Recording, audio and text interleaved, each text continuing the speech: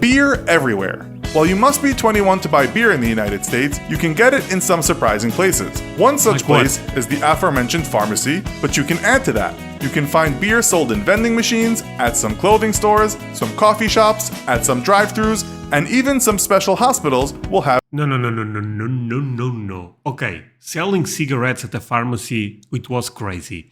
But now beer is everywhere. Vending machines, clothing stores. You go to buy a t-shirt and they offer...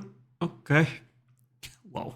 Sorry, the last one was hospital. Oh my god, it was. Today I'll be reacting to American things other countries find weird. My friends, this should be a fascinating one, and I really wonder what those things are. But before I go into that, let me ask you for one thing. If you can leave a like, thank you so much. It's the best way to show support. If you can subscribe, well, in that case, forget about it. You make my day. Have that in consideration. Now, link for the original video in my description. You guys know this type of videos, they tend to be controversial. Well, let's play it. The word weird has come a long way since its origins in Old English. It was first related to destiny, or the power to control one's fate, and later was tied up with the supernatural. From there, it started meaning odd or uncanny, and odd and... Wait. What the hell is this video? We start with the definition of the word weird and the history behind it. Amazing. Uncanny is what we'll talk about today when looking at folks in the good old US of A. Every nation has some kind of collective idiosyncrasy, such as those Brits that certainly talk about the weather a lot, or those Japanese that create cuddle cafes where lonely businessmen can repose in the warm embrace of a stranger by the hour or for the whole night. Right. Male friends in some countries kiss when they say hello, women in other countries hide their faces, and this can seem weird for those who don't understand it. Today, let's look at just one country in particular in this episode of the infographic show, Weird Things Americans Do. Man, I'm curious. A bucket of coffee, please? You guys drink a lot of coffee, to be fair, my friends. I really believe you guys really... Yeah, I love coffee, but not as Americans' different level when it comes to loving coffee. Bucket of coffee, please. Okay, so maybe it's not only Americans that do this, but we reckon Americans excel at it. In a story by British author Julian Barnes in the book Lemon Table, one elderly British woman points out how waiters in some restaurants habitually keep filling up her coffee. It's quite nice, in fact, but in Britain, such service would cost you a small fortune, and Americans seem to drink coffee by the gallon. Go to France or Italy, and in many cafes, you'll find your cup of coffee isn't cheap and comes in a tiny cup or glass. Americans... Yeah, the espresso is something so small. Are mass consumers of coffee, and without any... Sorry, this is exactly... I'll run it back. This is exactly the same here in Portugal. France and Italy, I think we kinda copy them. And comes in a tiny cup or glass. Americans are mass consumers of coffee, and we doubt any country can match it. US comedian Bill Hicks made a joke about Americans and their coffee habit before he died. The joke goes, he asked for a coffee in one restaurant, and the waiter said, "You want the 32 ounce or the large?" "How big is the large?" asked Hicks, and the waiter replied, "You'll want to pull your car around back, I'll start the pump." The beast of the feast. So, you probably already know this, and you don't need to have visited the USA to have heard about it, but visitors often remark on how damn big portions are there. We've talked about this before, but not the real beast eaters. You see, in the States, all over the place, you've got those eat this ridiculously large, heart-stopping, gut-busting meal in 30 minutes and you get it for free. Godzilla would struggle to walk out of that deal without begrudgingly pulling out his wallet, yet there are names on the plaque on the wall. But why would anyone literally make themselves sick and pay for it? Only an American could explain. The question was asked on Quora about this, and most people said food is cheap and big portions sell to the majority of people in everyday restaurants. But Man, but I love that you guys have big portions, to be honest. Here, maybe because I'm also a bit fat, you know, let's be real. I mean, yeah. But I love that. Like this answer, which kind of flips it. Your question... Hey, you know what? Leave a like if you like big portions, because we are, you know, the community that enjoys small portions. Big portions. Might well be turned around to ask, why are portions in the rest of the world so small? The United States has a good food supply and people expect value for their money. Nights everywhere. You won't find this happening all over the place in the States, but... Nights? But you will likely be called sir, or for a woman, ma'am, at some point in your trip. It's very polite, and visitors will have nothing against it, but being called sir will feel strange for most. Perhaps if you're in the armed forces, it might work. Even calling cops sir seems weird to outsiders. For most people, you have to be knighted to be called sir, although admittedly, some school kids in the UK might call their teacher sir. For Americans, it's a sign of respect. For anyone else, it's over the top. You'll find it's more common in the south of the US. Oh, in the south, from what I know, you really have to have good, you guys say good manners, right? Smokes and drugs. This is weird to just about anyone outside of the USA, the fact that at some pharmacies or drugstores, you can buy cigarettes. While many pharmacies in the US stopped doing this, you can still find it. It does seem rather odd that the place selling you things to improve your health would be selling you those. Wait, my friends, but cigarettes in America are not that popular. Am I saying something stupid? Probably. But I have the idea that you guys don't smoke that much. I think in Europe it's quite worse. Cancerous sticks of tobacco. In 2014, CVS pharmacies in the US stopped doing this, stating, "We came to the decision that cigarettes and providing healthcare just don't go together in the same setting." Well, took a while to figure that out. Beer everywhere. While you must be 21 to buy beer in the United States, you can get it in some surprising places. One such place is the aforementioned pharmacy, but you can add to that. You can find beer sold in vending machines, at some clothing stores, some coffee shops, at some drive-thrus, and even some special hospitals will have. No.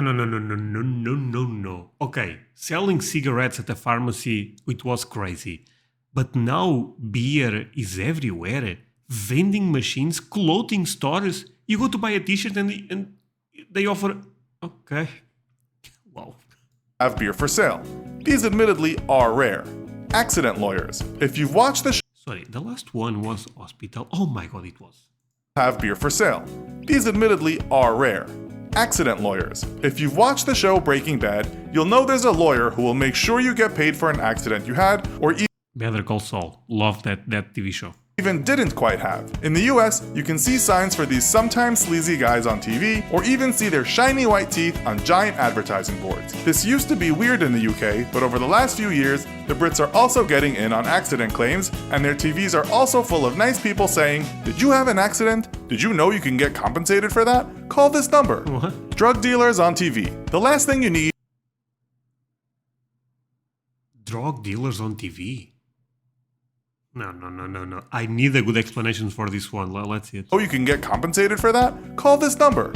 Drug dealers on TV. The last thing you need when all you really need is some exercise and clean living is someone on TV telling you can buy a possibly addictive, happy drug that can solve all your problems. These commercials might have calming music, birds flying. Okay, but we are talking about medicaments, right? Drug dealer, I had, in my mind, had a different connection. Well, I guess it's still drugs, to be fair, but you guys probably realized what I thought, right? Flying over rainbows, people skipping and dancing through the park, and then someone saying a wonder drug made that happen. The original Zoloft ad told you just shouldn't have to feel this way. Maybe not, but to many Europeans, pushing it on TV seems a bit too much. Drinking games. Now for something a bit more fun, but still related to drugs, if you visit America, and certainly if you're young, you might get caught up in any number of drinking games they have over there. Beer pong. Well, to be honest, I also did this when I was a bit younger, so this is not exclusive to young Americans. That's gotta be American. Or what about Truth or Dare? Works better when alcohol has oiled the inhibitions. Or Quarters. No cursing, no first names, no right hand accepting, no chance of staying sober. There's even Drinkapalooza, an actual board game for drinking. In most other countries, drinking isn't always that much fun.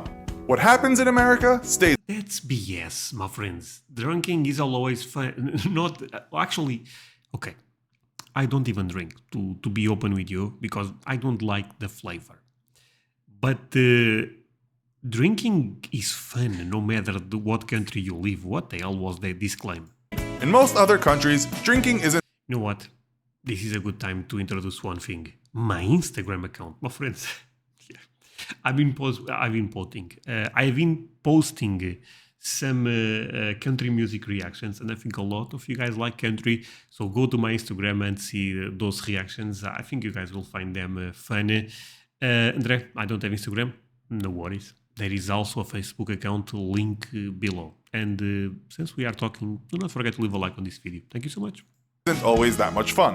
What happens in America stays in America. Okay, so many of those I thought that was in Las Vegas.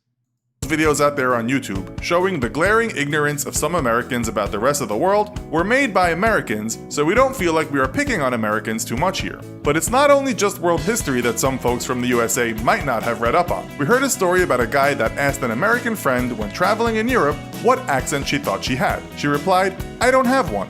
She thought she spoke pure English. Another tale we heard was of a young man from West Virginia who met some Brits while traveling in Israel. He asked the Brits how the highways were in England. The Brits, jokingly, replied they didn't have cars and still used the horse and cart. The guy replied, "Wow."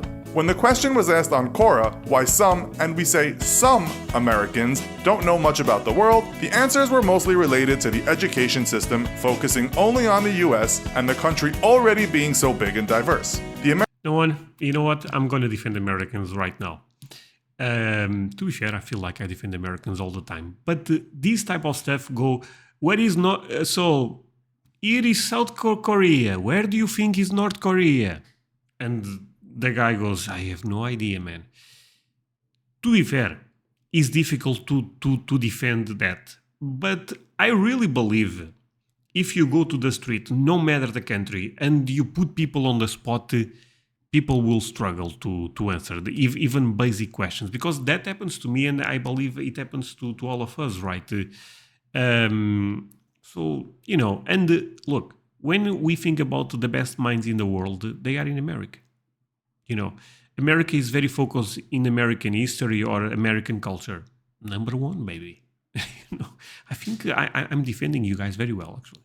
American writer and intellectual Noam Chomsky wrote that the reason why Americans know so much about sports but so little about world affairs is because that's just the way the system was set up for most people. Is it weird? You'll find it everywhere, but those videos we see do seem to make some Americans seem quite ignorant of the world outside America. Let's just say if you can't get close to pointing where North Korea is on a map but hate the country, there's a problem.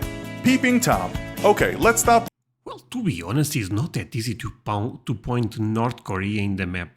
A lot of times we see people saying, where is North Korea? And they give you South Korea. That's easy.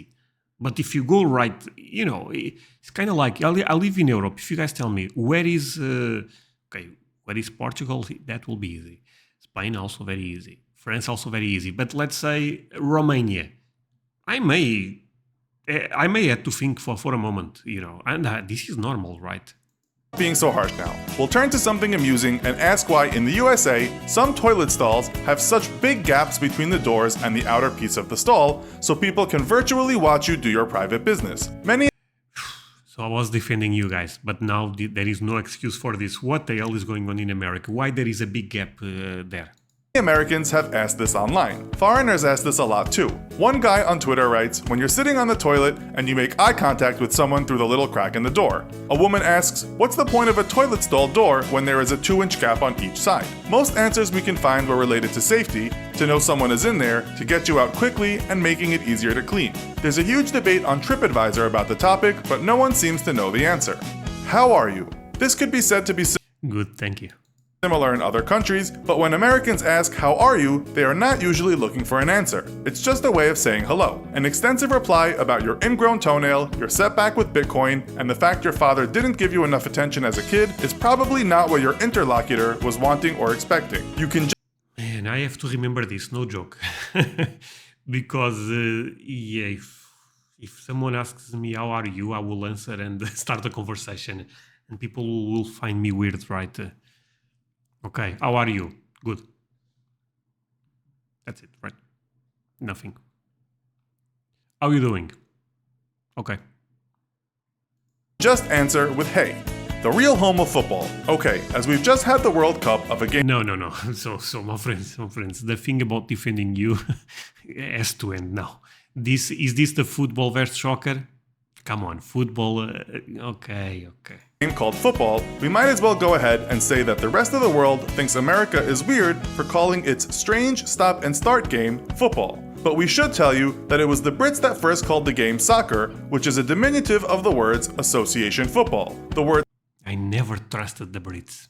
Sock comes from association, and The Guardian tells us Brits back then loved to put an ER at the end of words. Later, the Americans naturally called it soccer just as the Brits did. Then the Brits decided the word soccer sounded too American and let it go. Now, the Brits and Europeans had been playing this football thing since medieval times, and it was called football back then too. But there were many types of football, including rugby. That's why the word soccer became a thing. Americans just took the word football for their own game, just as Europeans had done. But to be honest, American football is much closer to rugby, so it's still a bit weird. But let's just finish with saying, if any Brit or European gives you a hard time about calling the game soccer, just tell them what we told you. They started it. You have no... To be honest, that's a great counter argument, because a lot of Europeans don't know this. defense though for calling a game played mostly with the hands football. So, can you add to this list? Have you visited America and found some things weird? Are you American and disagree with what we said? Let us know in the comments. Also, be sure to check out our other video called Americans things Europeans find weird. I believe I saw this one, but I'm not sure. Shower. Okay. My friends, thank you so much for watching this with me. It really means a lot. You guys end up staying until the end. I thought this was a really interesting video. A lot of things I'm already aware, but it's always cool to see a different perspective from other content creator.